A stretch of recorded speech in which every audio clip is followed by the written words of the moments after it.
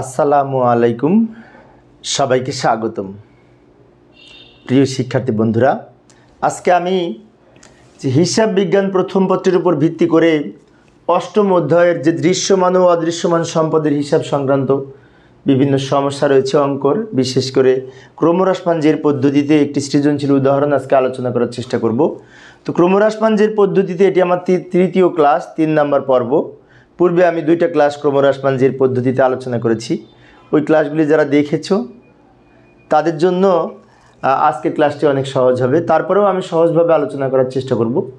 যারা নতুন, আজকে প্রথম, তাদের জন্য সুবিধা হবে। লক্ষ্য করি আলোচনায় তোমাদের সাথে আছে আমি মোহাম্মদ সিরাজুল ইসলাম, বরিশাল সরকারি model school and college, Barishal. চলো শুরু করা যাক। তো এই যে লক্ষ্য করি প্রশ্নটি তোমাদের সামনে আমি উপস্থাপন করেছি, একটু বড় করে উপস্থাপন করেছি যাতে তোমাদের দেখতে সুবিধা হয়।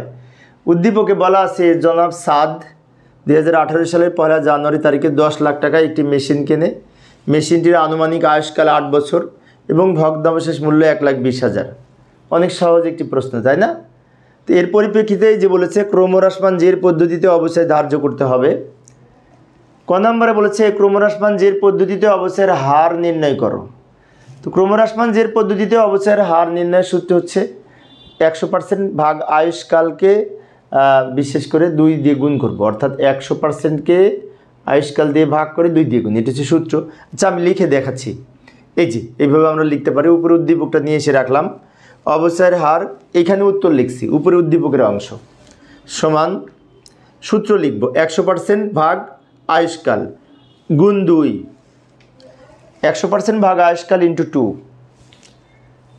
100% হচ্ছে সূত্রের 100% এবং আয়ুষ্কাল অঙ্কে দেয়া থাকবে। এই যে আয়ুষ্কাল 8 বছর দেয়া আছে, এই যে 8 বছর আয়ুষ্কাল 8, আর ওই গুণ 2 হচ্ছে সূত্রের 2। এবার আমরা এই ক্যালকুলেশন কিভাবে করব? এখানে পার্সেন্টেজ নির্ণয় করব না, কিভাবে করব? 100 ভাগ 8, অনেকে 100% লেখে না, ক্যালকুলেটরে 100% তোলার দরকার নেই। 100 ক্যালকুলেটরে তুলব, ভাগ 8 গুণ 2, তাহলে আমাদের হবে এই 25%। তো 25% পেলাম আমরা ক্রমহ্রাসমানজের পদ্ধতিতে বার্ষিক অবচয়ের হার। তো এই অবচয়ের হার ধরে আমরা খ নাম্বার করব, তাই না? তো খ নাম্বারে কী করতে বলেছিল আমরা একটু লক্ষ্য করি। ক নাম্বারের উত্তর এইভাবে লিখতে পারি। এই যে আবার উদ্দীপকে ফিরে এলাম। খ নাম্বারে বলেছে ক্রমহ্রাসমানজের পদ্ধতিতে প্রথম 4 বছরের অবচয় তালিকা তৈরি করো। অবচয় সারণী তৈরি করতে বলেছে। তাহলে আমরা অবচয় সারণী তৈরি করব এই তথ্যের আলোকে।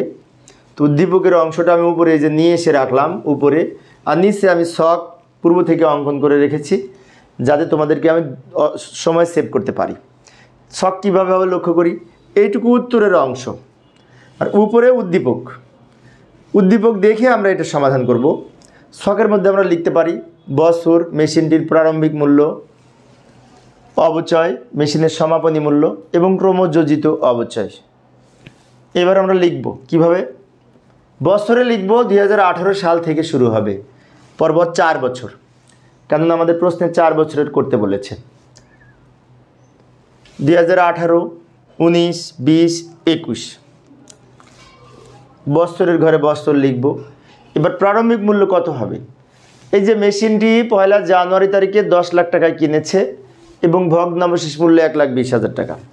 তাহলে এখানে প্রারম্ভিক মূল্য কিন্তু আমাদের এই যত টাকায় কিনেছি এই টাকাটা হবে।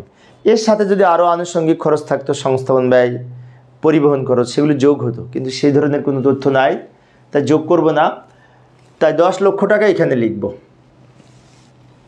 আরেকটি বিষয় বলে রাখি, এই যে ভগ্নাবশেষ মূল্য আছে 1,20,000 টাকায় এই অঙ্কে। তো ক্রমহ্রাসমানজের পদ্ধতিতে ভগ্নাবশেষ মূল্য কোনো কাজে আসে না। আমরা যেমন সরলরৈখিক পদ্ধতিতে অবচয় যোগ্য মূল্য বের করার সময় এই ভগ্নাবশেষ মূল্য কিন্তু বিয়োগ করেছি 10 লাখ থেকে, যদি সরলরৈখিক হতো। বাট ক্রমহ্রাসমানজের পদ্ধতিতে ভগ্নাবশেষ মূল্য আসে না, মানে ভগ্নাবশেষ মূল্য বিয়োগ করা হয় না। সেজন্য মোট যে টাকা সেই টাকায় লিখেছি প্রারম্ভিক মূল্য। এবার এইটার উপরে 25% হিসেব করে এখানে লিখব। এইটার উপরে 25% হিসেব করলে 2,50,000 টাকা হবে। এখন মেশিনের প্রারম্ভিক মূল্য 10 লাখ, অবচয় হয়েছে কত? 2,50,000। সমাপনী মূল্য কত হবে? সমাপনী বহিমূল্য বোঝায়, সমাপনী মূল্য বলতে বোঝায় বহিমূল্য। এইটা থেকে এটা বিয়োগ করে 7.5 লাখ টাকা হবে, ওইটা এখানে লিখবো 7,50,000 টাকা। এবার এই যে সমাপনী মূল্যটা আবার এইখানে চলে আসবে, কারণটা কি? কারণ 2018 সালের যেটি সমাপনী মূল্য 2019 সালে সেটি আবার প্রারম্ভিক হবে। সেজন্য এই সমাপনী মূল্য 2018 সালের লাইনে যেটি ছিল সেটা 2019 সালের প্রারম্ভিকের ঘরে বসবে, অর্থাৎ এই টাকাটা এখানে চলে আসবে।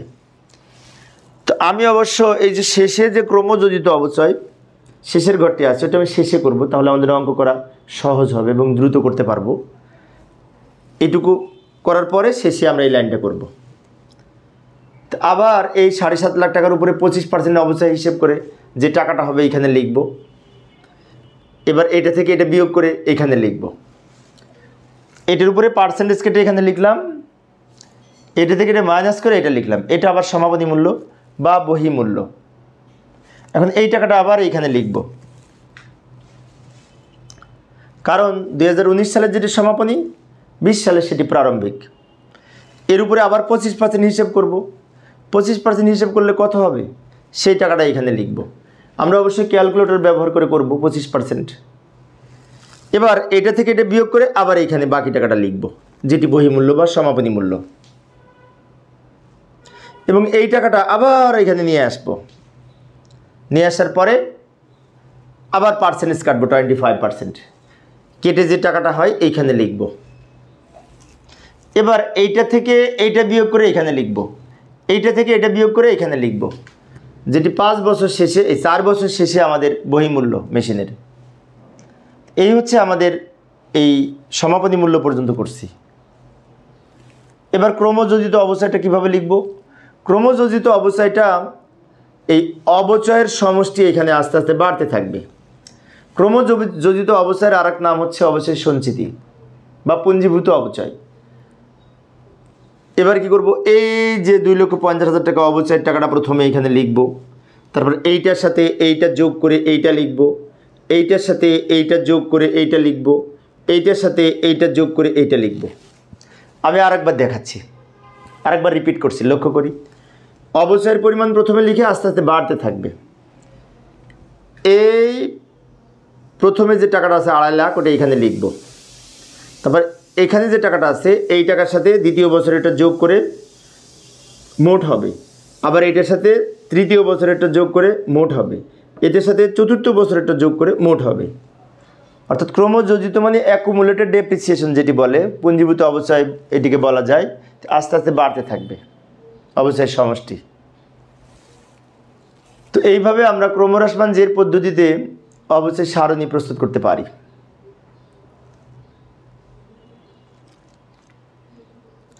তো আমাদের খ নাম্বার করা শেষ, তাই না? আবার উদ্দীপকে ফিরে যাব গ নম্বরের জন্য।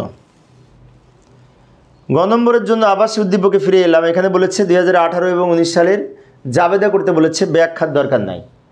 জাবেদা তো সহজ, যাই জাবেদা আমরা করার চেষ্টা করি।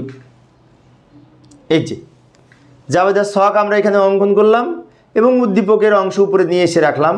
আমাদের এইটুকু উত্তর, আর উপরের অংশটুকু উদ্দীপকের অংশ নিয়ে এসেছি সহজে বোঝার জন্য। জাবেদা করব। এখন জাবেদায় প্রথম জাবেদা হবে, এই যে মেশিন কিনেছিলাম 10 লক্ষ টাকা দিয়ে, ওইটার জাবেদা হবে 2018 জানুয়ারি 1। 2018 জানুয়ারি 1 মেশিন কেনার কি জাবেদা? এই মেশিনটি কিন্তু 10 লক্ষ টাকা। তো 10 লক্ষ টাকা বিগ অ্যামাউন্ট, তাই না? তো সেই ক্ষেত্রে জাবেদা করার সময় আমরা করব মেশিন হিসাব ডেবিট, ব্যাংক হিসাব ক্রেডিট। কারণ স্থায়ী সম্পত্তি সাধারণত যেগুলো বিগ অ্যামাউন্ট 5 লক্ষ টাকার উপরে, সেইগুলি ব্যাংকের মাধ্যমে লেনদেন হয়। এটা ভেবে আমরা জাবেদা করব মেশিন হিসাব ডেবিট এবং ব্যাংক হিসাব ক্রেডিট। টাকা লিখবে এই 10 লক্ষ। অর্থাৎ মেশিন কেনা হয়েছে, নগদে কি ব্যাংকের মাধ্যমে বলা নাই, সেজন্য নগদ লিখলেও হতো। যেহেতু 10 লক্ষ টাকা, তাই ব্যাংক হিসাব লেখাই উত্তম। কারণ বিশেষ করে স্থায়ী সম্পত্তি যখন 5 লক্ষ টাকার উপরে কোনো লেনদেন হয়, আমরা যখন কিনি বা বিক্রয় করি, সেটি দাগ কাটা চেকের মাধ্যমে লেনদেন হয় হিসেব করে আমরা এই ব্যাংক হিসাব ক্রেডিট করেছি। কারণ বাংলাদেশ ব্যাংকের একটা নির্দেশ আছে, আইন আছে, যে 5 লাখ টাকার উপরে হলে ক্রস চেকের মাধ্যমে অর্থাৎ ব্যাংকের মাধ্যমে ট্রানজ্যাকশন করতে হয়। এই হচ্ছে আমাদের মেশিনের কেনার জাবেদা। এরপরে 2018 সালে ডিসেম্বর 31 তারিখ দিয়ে অবচয়ের জন্য 2টা জাবেদা করব। ওই যে প্রথম বছরের অবচয় মনে আছে, সম্ভবত 2,50,000 টাকা, 2.5 লক্ষ টাকা, তাই না? প্রথম বছরে আমরা ওই যে অবচয় সারণী প্রস্তুত করলাম সেখানে ছিল। তো 2.5 লক্ষ টাকা নিয়ে জাবেদা করব। অবচয়ের কী জাবেদা? অবচয়ের জাবেদা তো আমরা সবাই জানি, অবচয় খরচ ডেবিট, পুঞ্জীভূত অবচয় ক্রেডিট। টাকা হবে ওই 2,50,000 টাকা। অবচয় খরচ ডেবিট, পুঞ্জীভূত অবচয় ক্রেডিট, অবচয় ধার্যের জাবেদা। এবং এই অবচয়ের পরিমাণকে আবার আয় বিবরণীতে স্থানান্তর করতে হয়। ওই ডিসেম্বর 31 তারিখেই আয় বিবরণীতে স্থানান্তর করার জাবেদা হবে আয় বিবরণী ডেবিট, অবচয় খরচ ক্রেডিট। অর্থাৎ এই অবচয় হিসাবটাকে আয় বিবরণীতে স্থানান্তরের মাধ্যমে অবচয় হিসাবটা ক্লোজ করা হয় বছর শেষে। সেজন্য আয় বিবরণী ডেবিট, অবচয় খরচ ক্রেডিট। টাকা হবে কত টাকা? এই টাকাটাই হবে, সেম টাকা হবে। আমাদের 2 বছরের জাবেদা করতে বলেছে। তো প্রথম বছরের জাবেদা করেছি 2018 সালে, 2019 সালেরও জাবেদা করব। কিন্তু 2019 সালে তো আর মেশিন কিনি নাই, বাট অবচয় হবে, তাই না? অবচয় তো 8 বছর মেয়াদ, 8 বছর ধরে হতে থাকবে। সেজন্য আমরা 2019 সালে এই 2টা জাবেদা করব, উপরের এই জাবেদাটা করব না, কারণ এই 2টা জাবেদা আমাদের প্রতি বছর বছর হবে। অবশ্যই ধরব এবং আয় বিবরণীতে স্থানান্তর করব। তাহলে 2019 সাল বলে আমরা এর নিচেই এই আবার 19 সাল ডিসেম্বর 31 তারিখ দিয়ে এই 2টা জাবেদা করব। কিন্তু প্রশ্ন হচ্ছে এখানে তো জায়গা নাই। আমি পরের স্লাইডে যাচ্ছি, তোমরা অবশ্যই 1 ছকের মধ্যে করবে। আমি এই 2টা জাবেদা আবার পরের স্লাইডে যাচ্ছি। যে এইখানে এইটুকু জাবেদা, এটা কিন্তু আমি রাফ নিয়ে এসেছি। উপরের অংশটুকু ওই যে অবশ্যই সারণী প্রস্তুত করেছি না, তো এখানে অবশ্যই টাকা কত দেখার জন্য আমাদের এই ছকটা লাগবে। তাই পূর্বে করেছি, এখানে দেখা যাচ্ছে না, সেজন্য উপর থেকে আমি এটা নিয়ে এসে ছোট্ট করে এখানে কোনায় লিখে রাখলাম। এটা দেখে আমরা টাকা লিখব। 2019 ডিসেম্বর 31 তারিখ দিয়ে জাবেদা কী করব? ওই যে কিছুক্ষণ আগে অবচয়ের যে জাবেদা করেছি, অবচয় খরচ ডেবিট, পুঞ্জীভূত অবচয় ক্রেডিট। টাকা লিখব কত টাকা, তাই না? ওই টাকা দেখার জন্য আমি এই ছকটা এখানে নিয়ে এসে রাখছি, দেখে যাতে লিখতে পারি। এই যে 19 সালের অবচয় কয় টাকা? 1,87,500 টাকা। এই টাকাটা লিখব, 1,87,500 টাকা 19 সালের অবচয়। আবার এই অবচয়কে আয় বিবরণীতে স্থানান্তর করব ওই ডিসেম্বর 31 তারিখ দিয়েই। তার জন্য জাবেদা হবে আয় বিবরণী ডেবিট এবং এই অবচয় খরচ ক্রেডিট। এই অবচয় খরচ ক্রেডিট আগে ডেবিট করেছি এবং ক্রেডিট করলাম, তার মানে কি অবচয় হিসাবটা জিরো ব্যালেন্স প্রকাশ করবে। একবার ডেবিট করেছি আর একবার ক্রেডিট করেছি, ডেবিট ক্রেডিট কাটাকাটি করে। এবং এই অবস্থায় টাকাটা আমরা আয় বিবরণীর ডেবিট দিকে শিফট করেছি, স্থানান্তর করেছি, সেজন্য আয় বিবরণী হিসাব ডেবিট হয়েছে। এই সেম টাকা হবে, একই টাকা হবে। তো এইভাবে আমরা জাবেদা করতে পারি 2019 সালের।